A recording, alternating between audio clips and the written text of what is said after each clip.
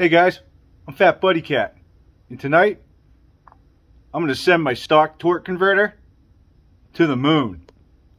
Or at least get it to hitch a ride with some really cool products from my friends at ombwarehouse.com. Alright, so we have here the stock driver off my Go Power Sports Mega Moto 212 Pro. Okay, what we're going to be after is the weights and the springs. Okay guys, sort of like we did on the Doodlebug, we're going to see if we can modify this stock driver. We're going to be using a Comet bronze bushing, the Comet aluminum weights, and I have another one of these awesome charts. I have the orange springs inside this bag. That is the pink springs, and the stock driver should have the equivalent of the Comet blue spring. What we're going to be doing is starting with the blue spring tonight. Alright, so we're just going to be after these aluminum weights. We'll still pull the chart out though. Originally guys, I was going to do this on a stock Tillotson 212R, which I still could, but where we kind of have our base test model here, it has all the right modifications, I think this is a wise decision.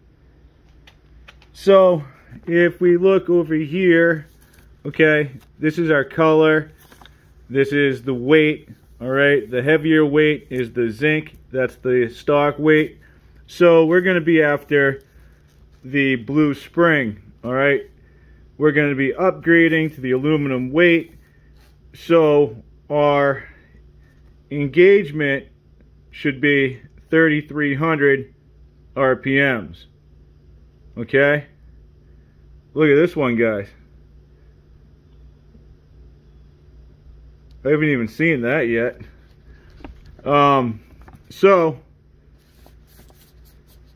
we're going to be bringing it up by 1,100. Obviously, if we use the pinks, okay, we'll just bring it up slightly, and when we get to the orange, it should almost be the same. However, aluminum weights do more than engagement. I'm just going to bang this out real quick off camera. There's a how-to on the Tork Bug series. Alright, there we go. That took me all of, I don't know, 4 or 5 minutes, guys. So this is the equivalent of blue spring, stock spring, okay, in aluminum weights. I don't know if this counts as graphite lubricant, but I did use a pencil to get in here and get all the belt particulate that had built up in the edges. And I just took my thumb and I gave it a smear around. And then, just in case you're wondering, the one on the left is the knockoff. The one on the right is the Comet. Bronze bushing, baby. I went ahead and just polished up the inside of my bushing real quick. Ooh, that's nice. Alright, just like that, wham bam bla jam, we're ready for action. I can't believe the stock belt is still hanging in there.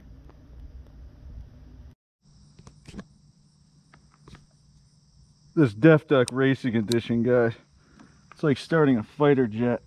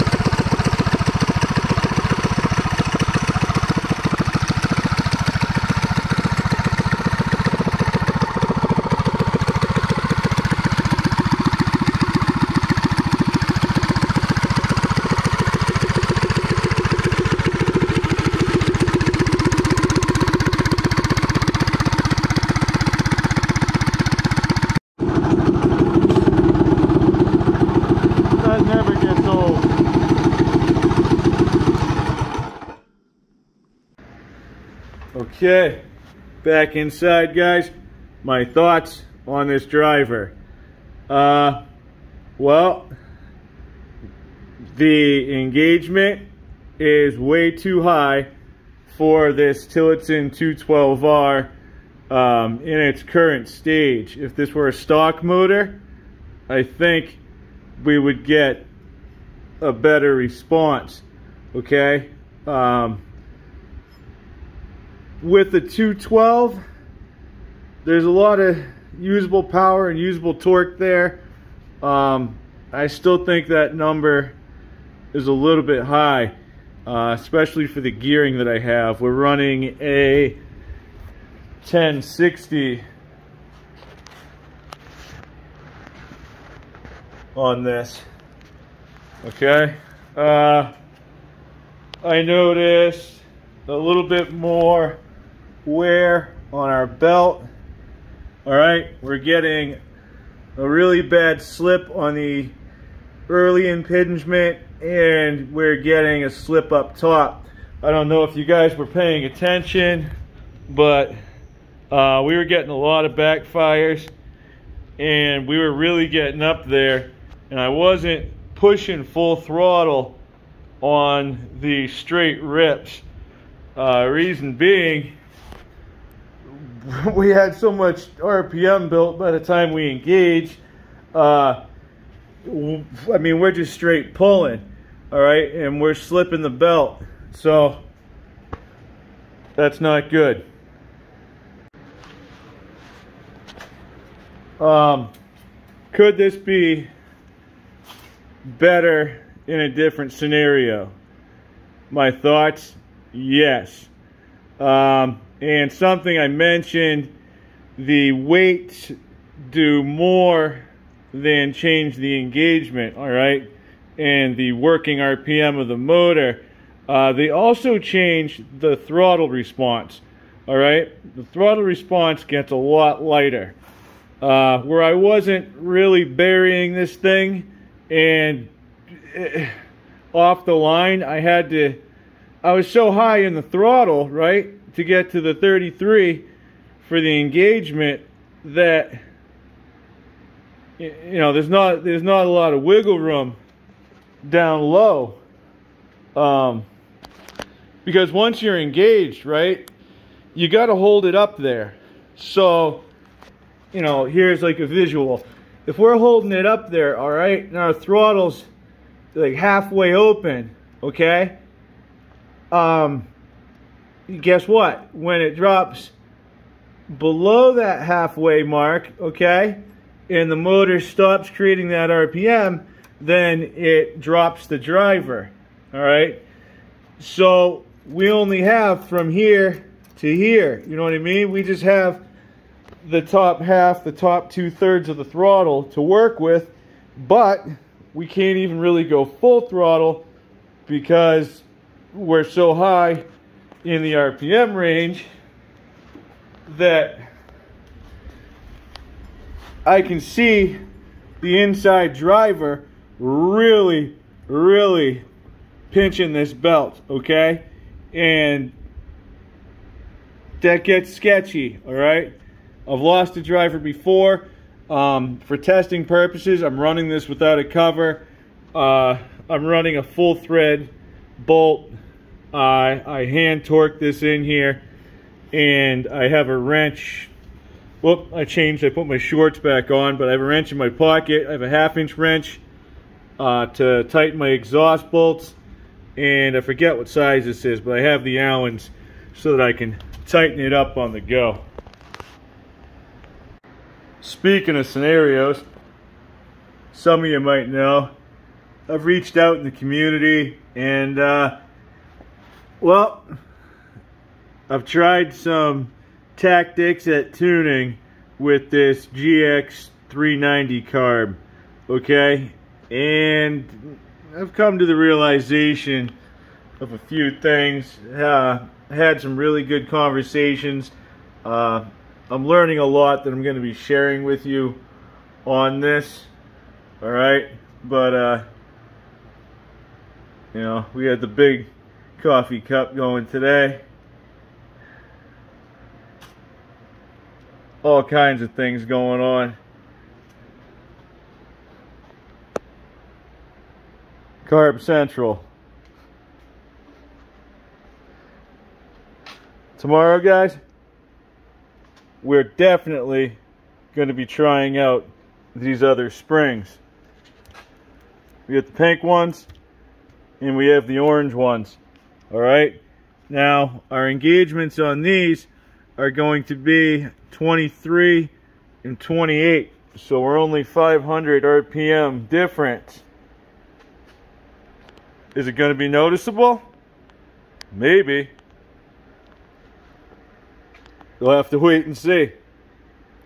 As always, it's a work in progress. Have a good night, guys. Thanks for watching. I'll catch you on the next one. Thanks to everybody out in the community for all your help today. I appreciate it. See you soon.